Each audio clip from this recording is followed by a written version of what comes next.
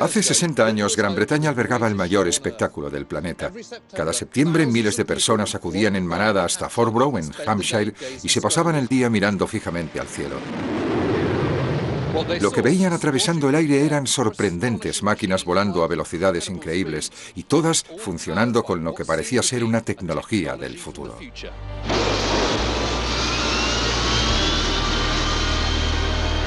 Esa tecnología era un invento británico que apuntaría el comienzo de una nueva era.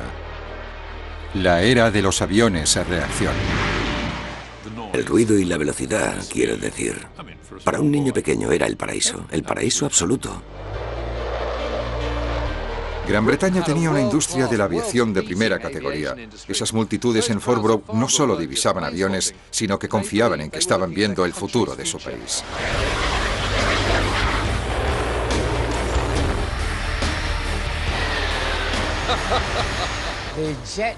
La era de los aviones a reacción se estaba expandiendo a un índice casi alarmante. Fue una época muy emocionante.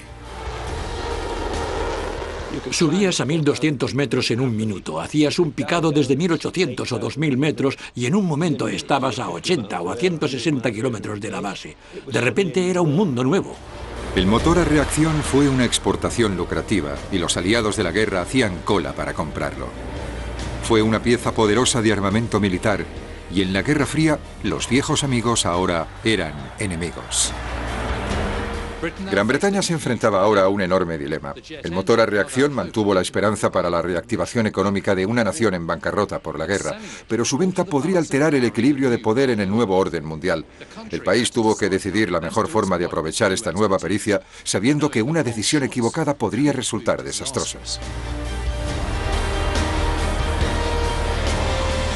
Aviones de la Guerra Fría.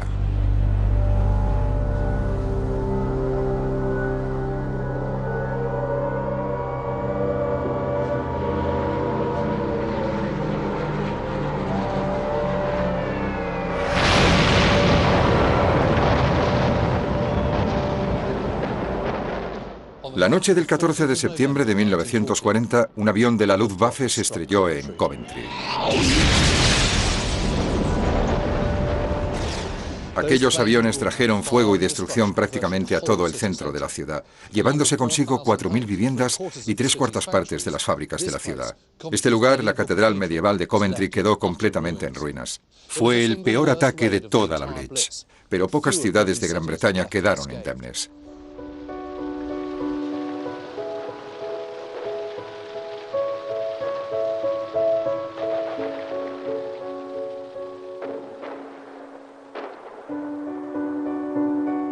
El daño sobre la nación no solo fue físico. El esfuerzo de la guerra significaba que la economía de Gran Bretaña también había sido duramente golpeada. En 1945 el país estaba fuertemente en deuda e hicieron falta años para saldarla. Se tenía la percepción de que la vida aquí después de la guerra giraba en torno a la austeridad, pero en realidad no se estaba tan mal. Sí, el país sufrió durante la Blitz. Este lugar es la evidencia de ello. Sí, Gran Bretaña estaba terriblemente endeudada y es cierto que aún había racionamiento, pero la cuestión es que a diferencia de Europa, aquí todo seguía funcionando. Las carreteras, los ferrocarriles, los puertos. Las fábricas británicas seguían produciendo artículos de todo tipo y lo que más hacía Gran Bretaña y con brillantez era construir aviones. En la mente de sus líderes, el poder aéreo había salvado a Gran Bretaña en 1940 y había sido crucial para la victoria en 1945. Durante la guerra, los fabricantes de aviones de innumerables países, empresas como Supermarine, Avro y Vickers, habían construido un asombroso modelo 131 y medio millar de aviones más.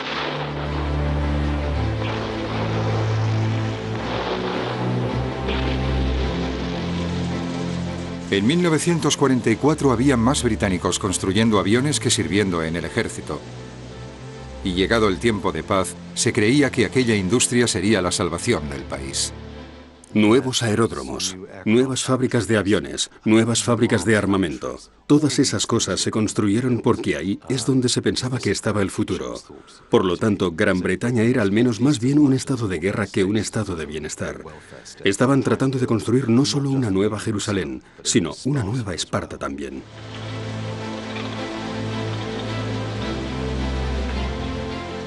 Gran Bretaña podía parecer cansada y apagada en tierra, pero en el aire era un asunto completamente diferente.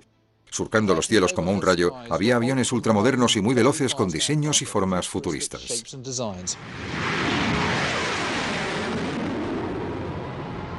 Los genios de la construcción de aviones a reacción del país no tenían rival. Los récords de velocidad, altitud y distancia se superaban. Now for the run over the record mile. Watch out for the delayed action sound. The plane's way ahead before your eardrums catch up with it. The first four-jet airliner made worldwide news by its astonishing flight to North Africa and back. Lo más importante del motor a reacción fue que cambió completamente el juego. Las velocidades llegaban a un máximo de 640 km por hora y de repente subieron a 1220 km por hora y más. Y así era como realmente se estaban ampliando los límites. En la posguerra mundial, el avión a reacción fue un símbolo de poder tecnológico y científico. Podía traer riqueza, prestigio y seguridad. El futuro de Gran Bretaña se apoyaría fuertemente en la industria de la aviación. A pesar de haber perdido un tercio de nuestra riqueza y todo lo demás, y luego la pobreza, teníamos esta promesa reluciente, y la tecnología estaba absolutamente centrada en ello. Era una magia poderosa.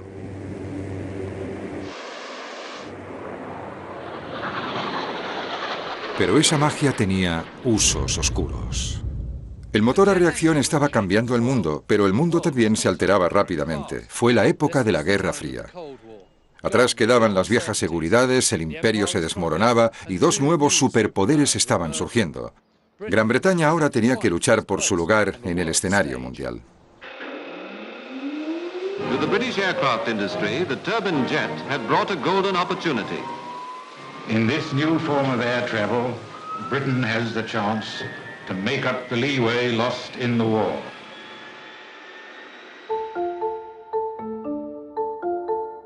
El hombre considerado como el inventor del motor a reacción fue Frank Whittle.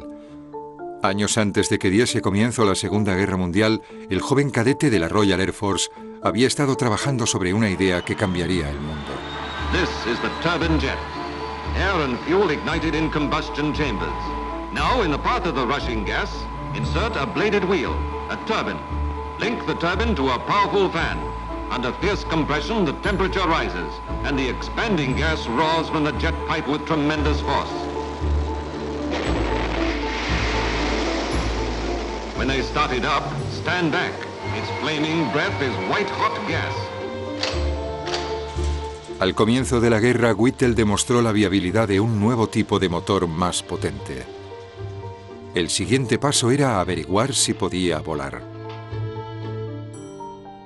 Lo que tengo aquí delante son las especificaciones originales del primer avión a reacción británico. Ustedes habrán pensado que le habrían dado a esto algún nombre para reflejar el entusiasmo del proyecto, pero supongo que con la típica sutileza británica, a esto lo llamaron E-2839. Es la orden experimental número 28 diseñada en 1939, por consiguiente el E-2839.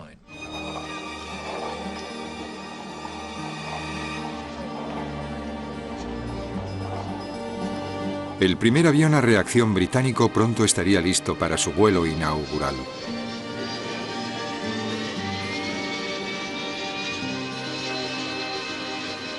It was 1941 when the sound of a turbojet was heard over English fields. Era algo fácil de pilotar, pero por su tamaño y su rendimiento en un tiempo sorprendente. Marcó el rumbo desde el primer momento. ¿Qué paisaje teníamos ante nosotros si fuera eso a lo que veníamos? El éxito del E-2839 le señalaba un futuro brillante, pero este solo era un prototipo. Lo que se necesitaba era algo más veloz, más potente, algo que pudiera ir a la guerra. El Gloster Meteor.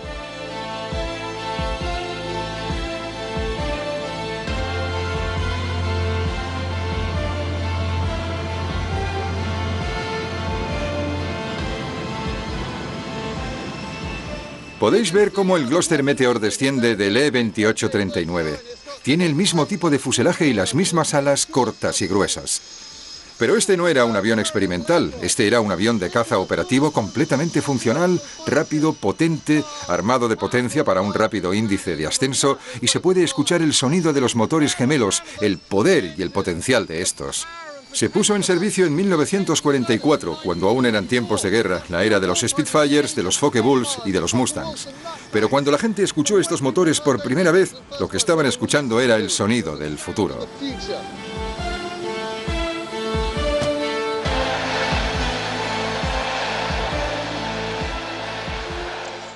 Empecé a oír cada vez más y más sobre ellos cuando estaba en el mundo de los vuelos de prueba. La anticipación estaba a un nivel muy alto. Cuando llegó el momento, no me sentí decepcionado. The RAF flew the first squirt planes ever to go into action against the enemy. The squirts have plenty of power, and if you open up the throttle suddenly, you get a kick in the back from your seat. I heard the whistling noise. When it got overhead, I noticed there wasn't a propeller. So I downed tools and ran in the house to tell everybody I'd seen an aeroplane without a propeller. Of course, nobody believed me.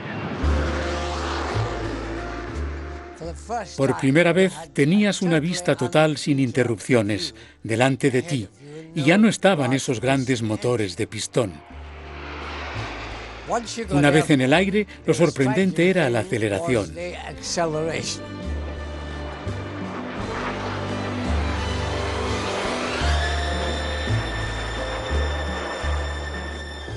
Era apasionante, francamente. Sí, era cuando los muchachos se lo pasaban bien. Bueno, de repente estaba ese avión que tenía mucho más rendimiento que cualquier otra cosa que hubieses pilotado antes. Podías ascender hasta 6.000 o 9.000 metros por encima de las nubes, por encima de todo, largas distancias, alturas extremas. El mundo estaba a tus pies. Las fuerzas aéreas de todo el mundo hacían cola para comprar este avión de caza, pero para aquellos que estaban aprendiendo a volar podía ser una trampa. Para ensayar repetidamente con sus pilotos, la RAF les enseñaría el arte del vuelo asimétrico, quedándose en el aire usando un solo motor.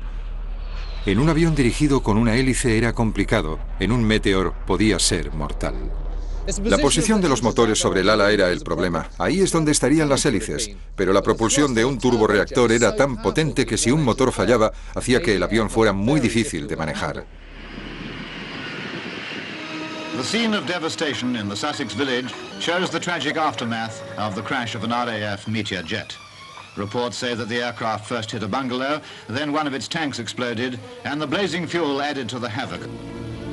A principios de los 50, la RAF perdía un piloto casi cada día. El Meteor empezó a conocerse como la caja de carne. Pero la espantosa tasa de mortalidad no disminuyó el número de reclutas dispuestos a pilotar los aviones. Britain's laboratories and factories and airfields. The whistle of the jet is spreading all around the globe. En 1952, cuando las tensiones de la Guerra Fría se intensificaron, la RAF alcanzó su pico máximo operativo de la posguerra, casi 10 veces el tamaño que tiene hoy en día. Para hacerles la vida más segura a los cadetes, se desarrolló un nuevo avión con el motor escondido en el fuselaje.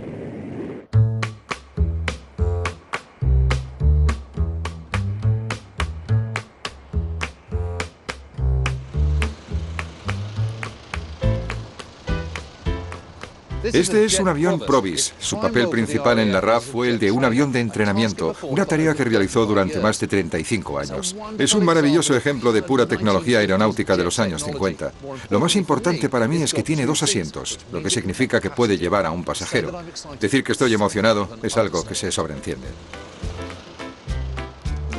Mi compañero de vuelo ha sido el piloto John Colley, de las Fuerzas Aéreas Clásicas.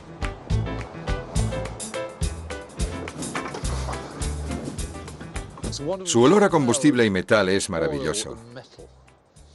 Se nota que es un viejo avión, desde luego que sí. Se nota. Menudo lío, ¿no? Sí, pero es tu paracaídas, te merece la pena.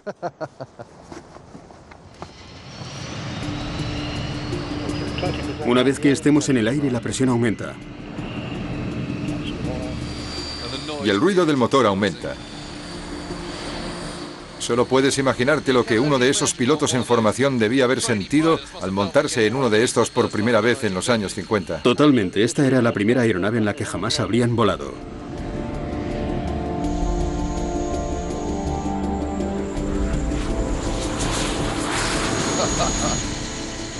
Es muy bonito. Es realmente increíble. Estamos volando a toda velocidad hacia el aeródromo. Un desfile aéreo precioso. Lento y rápido de una pasada. Sí.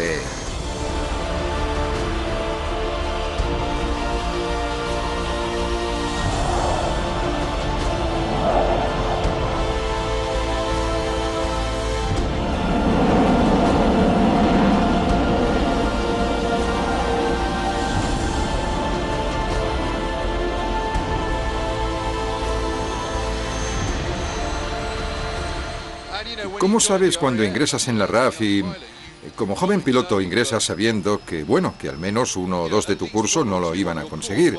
Y sin embargo estás en este avión ahora, ¿no? Y te das cuenta de cuánta gente querría hacer esto. Es muy emocionante. Y tienes unas vistas asombrosas del mundo, ¿verdad? No está mal lo que se ve desde la ventana de la oficina, ¿no? No. Qué bonito. Estoy directamente mirando hacia el mar, la elevación y la rotación.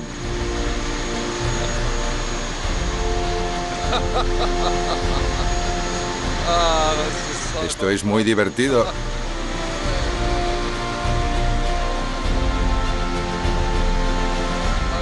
Vamos boca abajo. Y ahora nos damos la vuelta. Vaya menuda maniobra. Si hay una imagen que representa de alguna forma la era de los reactores de los años 40 y 50, es ese color plateado, la insignia redonda. ¿No es precioso?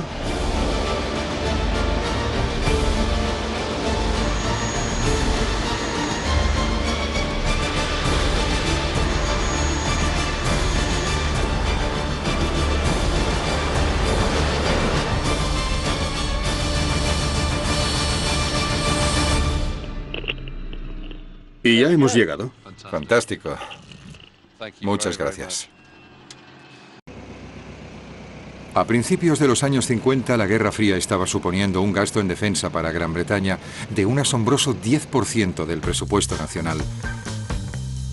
Para una nación fuertemente endeudada, el dinero en metálico seguía siendo escaso. Pero la industria de la aviación del país vino al rescate.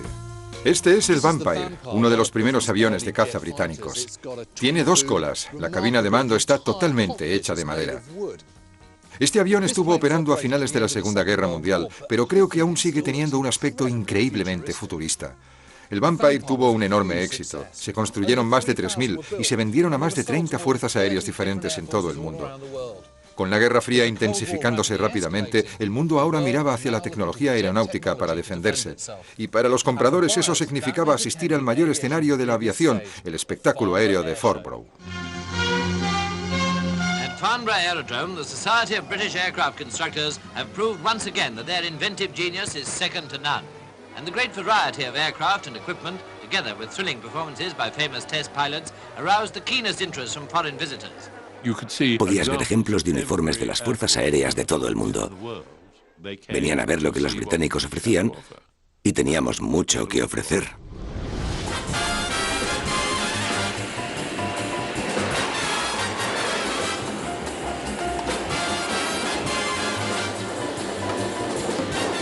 Farnborough era el escaparate del país y todo el que venía lo hacía para comprar producto británico. Gran Bretaña estaba claramente a la cabeza en el desarrollo de motores a reacción. Es el mayor exportador de aviones de caza de las fuerzas aéreas que realmente se están consolidando en Europa. Los suizos, los suecos, los franceses. Es realmente extraordinario el alcance con el que dominan ese mercado y esencialmente barren a la competencia estadounidense.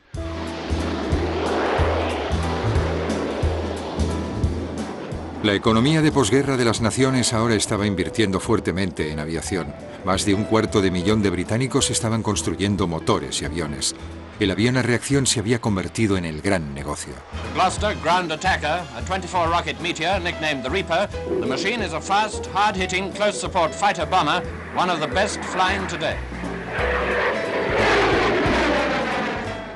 La Guerra Fría y la industria de la aviación iban de la mano. Una dirigía a la otra todo el tiempo. Se intensificaba cada año, haciéndose más y más grande. Y nosotros mostrábamos cada vez más interés y cada vez más cosas nuevas salían al mercado.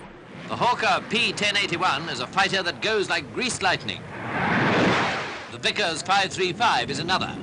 What's that? Even faster? Oh, well, your guess is as good as mine. La Guerra Fría era el marcapasos más intenso y los británicos teníamos que estar en la vanguardia. No podíamos comprar cosas sobre la estantería. Eso forma parte del sentido de soberanía nacional. Lo que hacía que se vendieran estos aviones era verlos volar de la manera más osada y divertida, de forma que lo que se conseguían eran demostraciones arrolladoras, pilotos retumbando a 15 metros de la plataforma haciendo subidas verticales, toneles volados. Y a menudo el público estaba viendo prototipos por primera vez. Take a look at the Hawker P1067. No details, I'm afraid, but it may be the world's fastest fighter. Gran Bretaña dominaba el mercado, pero la necesidad del país de vender su saber hacer en la aviación tuvo un impacto bastante más grande en la Guerra Fría. En un mundo ahora dividido entre el comunismo en el este y el capitalismo en el oeste, Gran Bretaña se vio deslumbrada por los faros del dilema. Por una parte, las necesidades económicas. Por otra, sus principios ideológicos. Y los principios no siempre se imponían. Es una historia poco conocida, pero con la necesidad urgente de dinero en metálico, el gobierno laborista de la posguerra decidió vender algunos de los secretos de la tecnología británica. Era un poco como vender la plata familiar para pagar la hipoteca, y parte de esa plata eran los motores a reacción. Uno de los mayores clientes potenciales de armamento de aviones británico era la Unión Soviética. El país había sido devastado por la guerra. No solamente Gran Bretaña se enfrentaba a la adversidad económica. Los soviéticos se dieron cuenta de que tenían que defenderse contra la feroz potencia militar de los Estados Unidos. Echando una ojeada a la lista de armamento británico, pidieron algunos Meteors, Vampires y algunos de estos, los motores turborreactores Rolls-Royce Nin. Claramente sabían que estaban probando suerte, ya que se suponía que Stalin había dicho lo estúpido que sería vendernos sus secretos. La petición consternó a los jefes militares de Gran Bretaña y dividió al gobierno. ¿Cómo estamos tan locos?, exclamó el secretario de Relaciones Exteriores, para siquiera planteárnoslo. Pero el gobierno británico estaba convencido de que sus ingenieros estarían siempre un paso por delante de cualquier cosa que se vendiera en el extranjero, especialmente un motor de turborreactor diseñado a la inversa por soviéticos pésimamente cualificados. Así que a pesar de los riesgos en lo que el dinero en metálico le tenían sumido, el gobierno aceptó el acuerdo con una condición, que fueran utilizados solo con fines civiles. Iba a ser una decisión desastrosa. Las tensiones entre el este y el oeste ya se estaban llevando al límite, y en poco tiempo las ventas de estos motores tendrían un impacto en un conflicto a miles de kilómetros de distancia en el sureste asiático. Communist attacks, in fact, throughout Southeast Asia. There comes open aggression in Korea. En mayo de 1950, la Guerra Fría se intensifica cuando las fuerzas de Corea del Norte invaden a sus vecinos del sur. Menos de un mes después, las Naciones Unidas entran en guerra con los comunistas. An American base somewhere in South Korea prepares for another attack on the Reds by jet fighter bombers. ¿Si tenía pensamientos de atacar a los comunistas? No lo creo. Sinceramente, yo no. Creo que puedo decir sinceramente que, ante todo, era algo para lo que había sido entrenado, ¿de acuerdo? Iba a arrojar cohetes, iba a disparar armas, etc.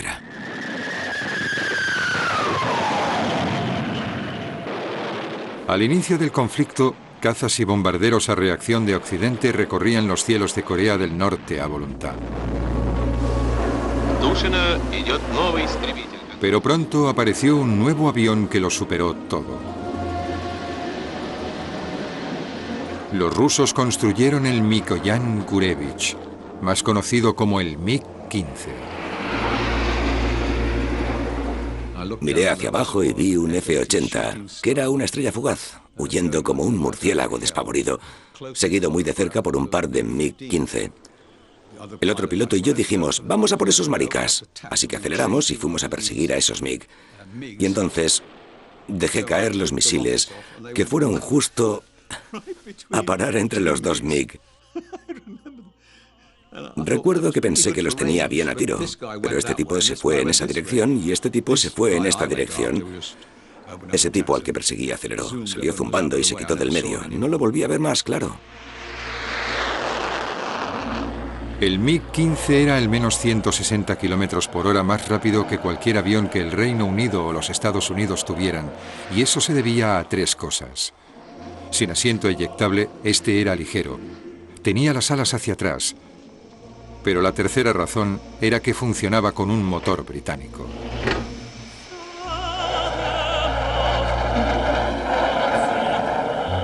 Demasiado en cuanto a la promesa de mantenerlos para fines civiles. En lo que respecta al MiG, sabíamos que ese avión llevaba dentro el motor NIN, el cual fue vendido por Rolls-Royce a Rusia. El MiG podía girar, subir, alejarse, acelerar. Iba muy rápido, muy deprisa.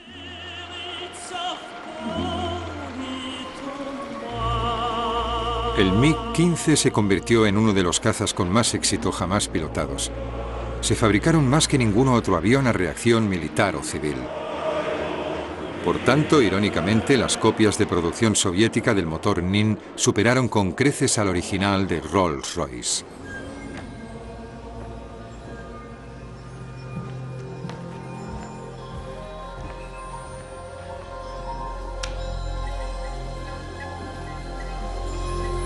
Debido al MiG-15, ningún piloto de las Naciones Unidas podía sentirse seguro en cielo coreano. Las relaciones entre Gran Bretaña y Estados Unidos se echaron a perder. Los oficiales estadounidenses cuestionaban el eje moral del Reino Unido.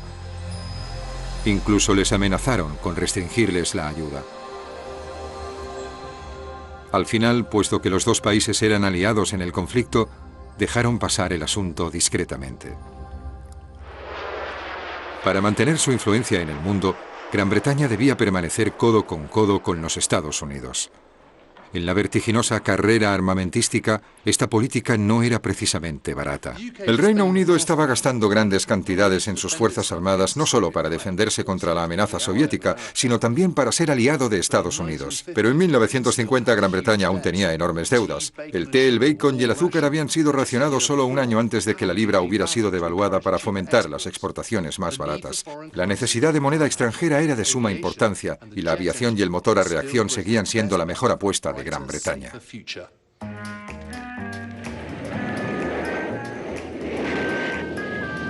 Un avión más allá de todos los demás ofreció al país esa oportunidad.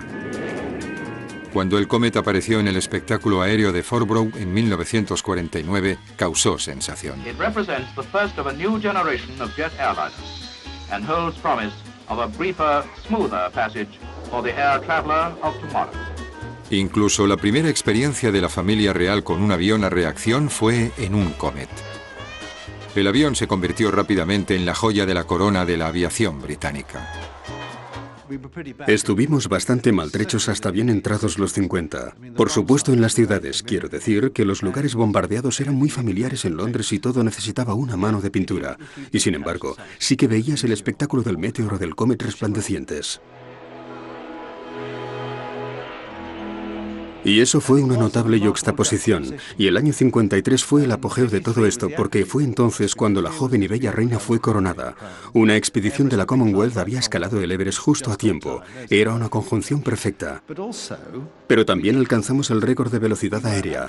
Íbamos absolutamente por delante en muchas áreas técnicas y echando la vista atrás, estoy seguro de que así lo percibíamos. Ciertamente éramos miembros de una nación con un éxito histórico.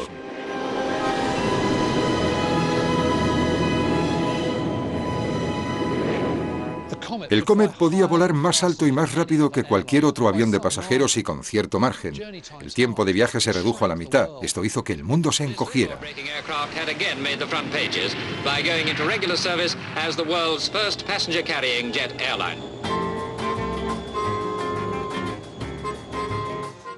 Pero había más que eso. Los estadounidenses no tenían nada igual en su mesa de diseños y mucho menos en su cadena de producción.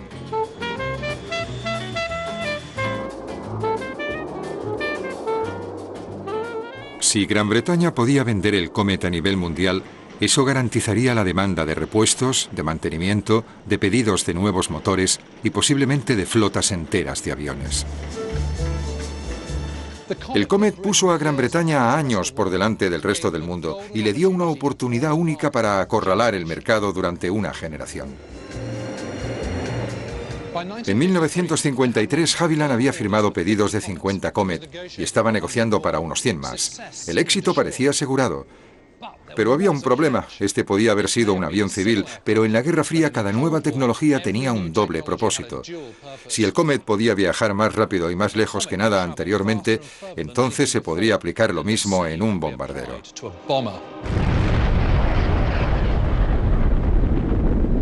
El año que el Comet voló por primera vez, la Unión Soviética puso a prueba su bomba atómica con éxito. Pero no tenían ningún avión capaz de transportarla tan lejos como a París o Londres. Si los soviéticos se hacían con un Comet, podrían robar sus secretos y construir un bombardero capaz de alcanzar a los Estados Unidos.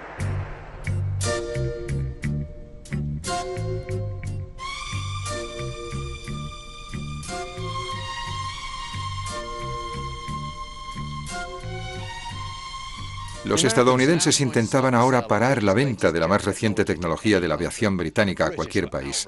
Los británicos estaban indignados. Había sido un largo paseo hasta llegar a la última generación de Comet para esto, pero el gobierno ofreció algunas condiciones. 1. A ningún Comet se le permitía volar sobre el bloque soviético. 2. El mantenimiento debía hacerse por ingenieros británicos. 3. Los repuestos debían ser transportados por barcos británicos y guardados en edificios británicos. Los estadounidenses no tenían nada de esto. Los recuerdos de la venta de motores Rolls-Royce a los soviéticos retumbaron en los pasillos del Congreso. Una vez más, Gran Bretaña se encontraba atrapada entre la necesidad económica y el anticomunismo estadounidense. Communism in reality is not a political party. It is a way of life, an evil and malignant way of life. It reveals a condition akin to disease that spreads like an epidemic, and like an epidemic, a quarantine is necessary to keep it from infecting this nation. El gobierno británico sentía que la sólida línea ideológica de los Estados Unidos enmascaraba su verdadero propósito: para dominar ellos mismos el mercado de la tecnología aeronáutica. Era una simple elección. Por un lado, Gran Bretaña podía aceptar las demandas de Estados Unidos y decir adiós al impresionante liderato que mantenían en el transporte aéreo y toda la riqueza y prestigio que aquello ofrecía. O por otro lado, podían vender los Comet con el riesgo de que cayeran en manos soviéticas y pusieran en peligro la amistad con los Estados Unidos. ¿Qué hacer entonces? El 11 de noviembre de 1953, el gobierno decidió hacer el saludo proverbial con 2 dedos a los Estados Unidos. El comercio triunfaría en seguridad. A menos que estuvieras en el bloque soviético, podrías comprar un Comet. Los estadounidenses se pusieron furiosos, pero un cruel giro del destino le ahorraría a Gran Bretaña las consecuencias de su decisión. Este Comet fue el último en salir de la cadena de producción. Solo meses después de que entrara en servicio, fue castigado junto con todos los demás Comet en el mundo. It was with dismay that we learned that the first of the comets had crashed into the Mediterranean off Elba with the loss of 35 lives. El fuselaje del Comet no pudo aguantar los repetidos cambios de presión de aire entre el despegue y la gran altura a velocidad de crucero.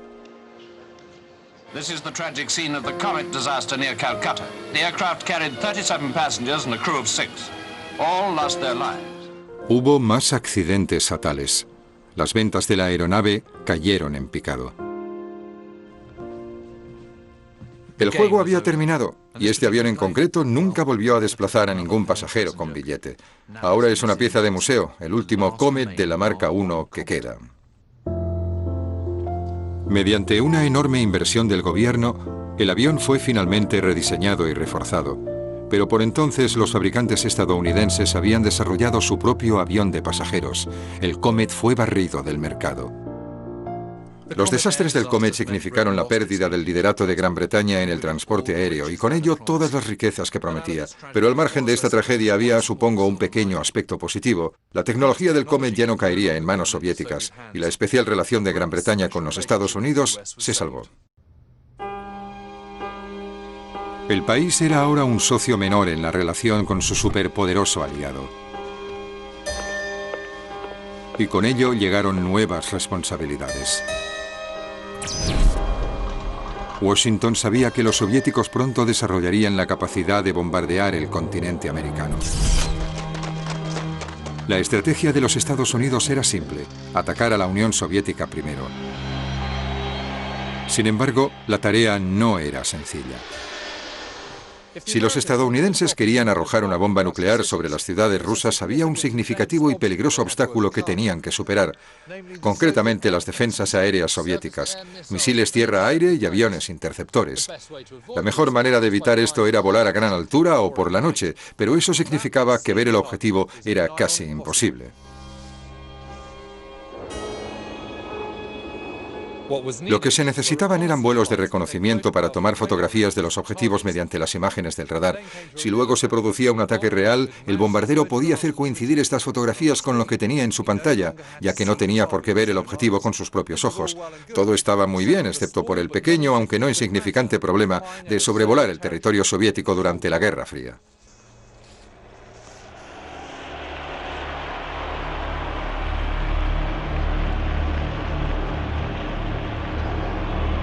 Pero esos vuelos no eran más que para espiar y eran altamente provocadores. A las fuerzas aéreas estadounidenses se les prohibió llevarlos a cabo. Si los estadounidenses no podían volar sobre Rusia, entonces podría hacerlo cualquier otro, algún aliado tal vez, un aliado como Gran Bretaña. Inicialmente el gobierno laborista se negó, pero cuando Churchill fue reelegido en 1951, dio luz verde a las misiones de espionaje. Así nació la Operación Jiu-Jitsu. El nombre de Jiu-Jitsu era muy secreto. Desde luego no lo supe nunca. Nunca oí ese nombre hasta años después. Si la operación hubiera salido mal en aquel momento, habría habido bastante alboroto político. Los rusos habrían producido la mayor parte de este. A principios de los años 50, los bombarderos Tornado RB-45 llegaron a una base aérea en Norfolk. Si bien estos eran aviones estadounidenses con tripulación de tierra estadounidense, las calcomanías eran insignias de la RAF, las tripulaciones eran británicas y la misión era de alto secreto. Los aviones habían sido redecorados con insignias y distintivos de la RAF. Por razones políticas, los estadounidenses no querían pilotar estos aviones. La RAF acordó hacerlo. Por tanto, si fracasábamos, sería un problema británico. Fuimos invitados por el primer oficial de inteligencia, quien nos llevó a la sala de operaciones en el comando del bombardero, y tenían un mapa en la pared que destaparon para enseñarnos, y ahí estaban las 3 rutas. Y nos pidieron que eligiéramos una. La ruta atravesaba el sur de Rusia por Ucrania hasta los complejos industriales. Era la ruta más larga y probablemente tenía los objetivos más difíciles, así que elegimos esa, haríamos esa.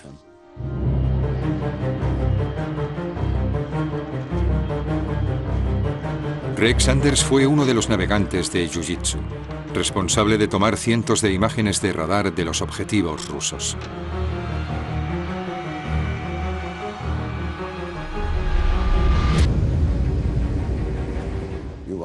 Estás guiando la aeronave básicamente usando el radar hasta llegar a la frontera con Rusia.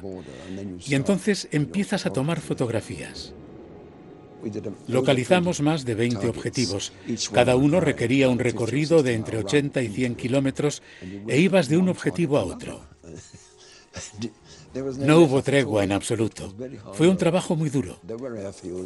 Había aeródromos y complejos industriales y cosas así, y probablemente 1 o 2 campos de petróleo. Ya en territorio soviético, la misión secreta de Sanders fue descubierta por las defensas aéreas rusas.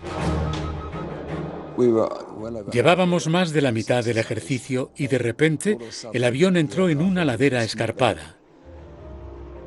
Llamé al capitán para ver qué estaba pasando, el cual respondió de forma bastante grosera que habíamos sido objeto de fuego antiaéreo. Así es como lo llamábamos. Y estaba volviendo a casa. Nos dieron instrucciones antes del vuelo de que si se abría el fuego, saliéramos de allí. Los riesgos de ser derribados se habían vuelto demasiado grandes. Rex Sanders había volado en su última misión Jiu-Jitsu. Creo que la misión fue un éxito en los términos más amplios. Desempeñó un papel importante en la Guerra Fría. Puso a los rusos a la defensiva. Ellos mismos estaban muy molestos de que hiciéramos lo que hicimos. Y varios jefes de la Fuerza Aérea fueron despedidos. Geneva was the appropriate and attractive place chosen for the first Big Four summit conference. A mediados de los años 50, las relaciones entre el este y el oeste parecían haber mejorado. First, the focus was on President Eisenhower, and here our Premier Bulgarian of the Soviet Union with Mr. Khrushchev. Sir Anthony Eden came to propose the British plan for peace. Was it too much to hope for the raising of the Iron Curtain and the ending of the Cold War at last?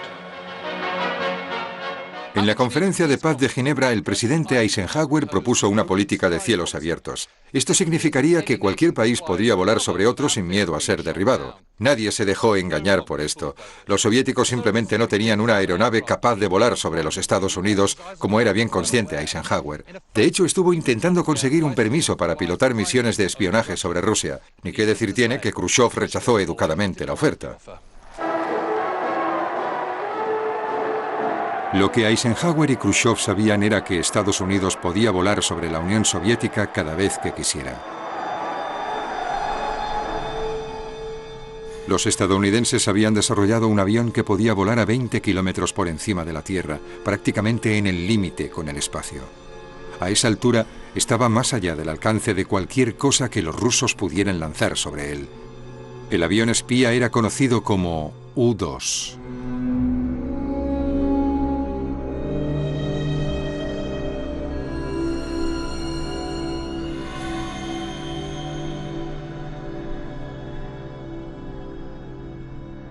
El territorio soviético occidental que se sobrevolaba era más o menos donde tenía lugar el juego bajo las reglas existentes. Si tú vuelas, podemos interceptarte, a veces con éxito y a veces no.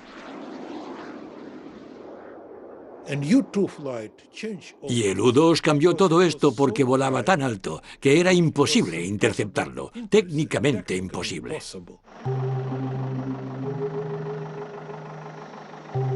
Tal estado de la tecnología punta era de valiosa ayuda, pero los Estados Unidos eran recelosos de usar a sus propios pilotos.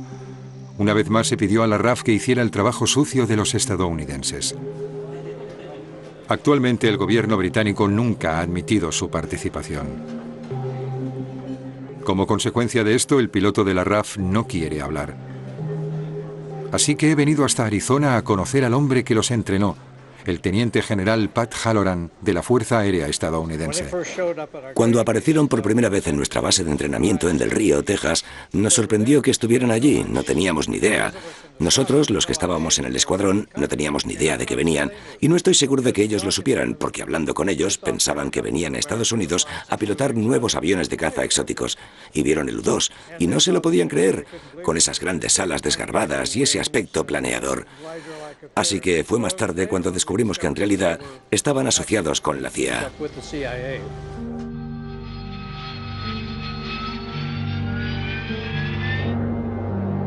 Trabajando con la CIA, los pilotos de la RAF volaron en repetidas misiones de espionaje durante casi 2 años, fotografiando lugares industriales y militares de la Unión Soviética.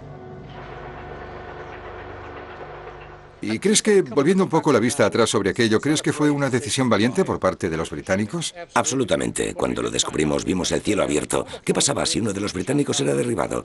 Habría mucho que devolverles en el Parlamento, estoy seguro, y el primer ministro probablemente estaría buscando otro trabajo. Pero pensamos que era muy valiente por parte del Reino Unido hacer aquello, y les aplaudimos por haberlo hecho. Todo lo que sabemos sobre las misiones individuales es que utilizaban las bases de la Fuerza Aérea en Turquía, y si los pilotos de la RAF eran atrapados, su tapadera era que habían sido contratados por el Instituto de Meteorología estadounidense. Sabemos que estas misiones tuvieron lugar alrededor de 1958 y 1959, pero mientras no sabemos los detalles, sí que sabemos cuándo esos vuelos del U-2 llegaron a detenerse.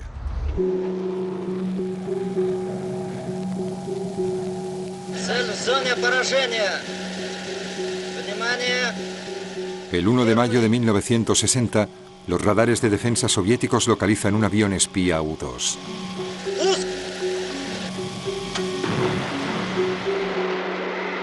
Al final no hubo ningún piloto de la RAF atrapado en territorio soviético, pero cuando al agente de la CIA Gary Powers le dispararon desde el cielo, hubo inmediatamente una clara tregua entre el este y el oeste que nunca se materializó.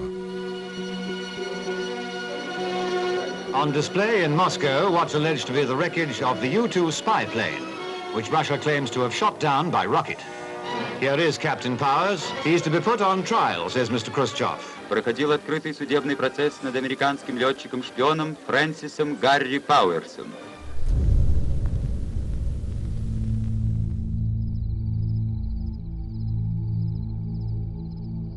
Inicialmente los estadounidenses negaron que Powers hubiera estado espiando, pero con un avión de alta tecnología lleno de equipos fotográficos y con Powers siendo interrogado y exhibido ante el mundo, estaba claro lo que estaba pasando. Pero el incidente supuso más que mala prensa para los Estados Unidos, tuvo un impacto mucho más grande. En 1960, en la Cumbre de Paz de París, Khrushchev exigió una disculpa, pero no recibió ninguna. Así que el primer ministro soviético se fue a su casa.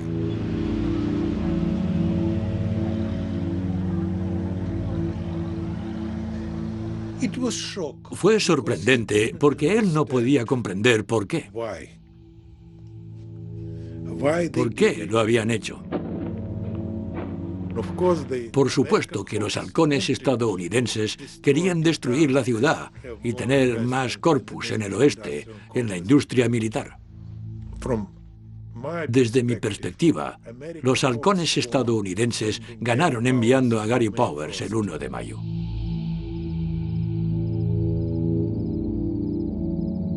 Ahora, incluso a gran altura, los aviones a reacción ya no estaban a salvo de los misiles tierra-aire, pero el espionaje desde el cielo no cesaría. Solo un día después de que Gary Powers fuera condenado por espionaje por un tribunal ruso, una nueva tecnología se puso en marcha, el satélite espía. El papel del avión a reacción tenía que cambiar. Dado que las esperanzas de paz en la Guerra Fría habían desaparecido y el liderato tecnológico del Reino Unido había sido eclipsado, Gran Bretaña ya no podía simplemente exportar aviones de caza y aviones con pilotos espía. Ahora la nación fijaría sus esperanzas en el avión bombardero. En el próximo episodio, Gran Bretaña bajo la amenaza de la aniquilación. Cuando habíamos alcanzado altura y estábamos de camino, empezabas a pensar: Dios mío, esto es real.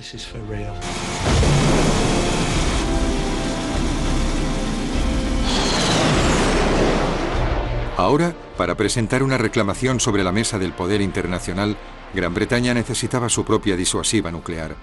Una generación de aviones capaces de volar más alto, más rápido y más lejos que ningún otro creado anteriormente. todos pilotados por hombres preparados para arriesgarlo todo en una tercera guerra mundial, porque estos nuevos aviones eran la plataforma para arrojar el Armagedón.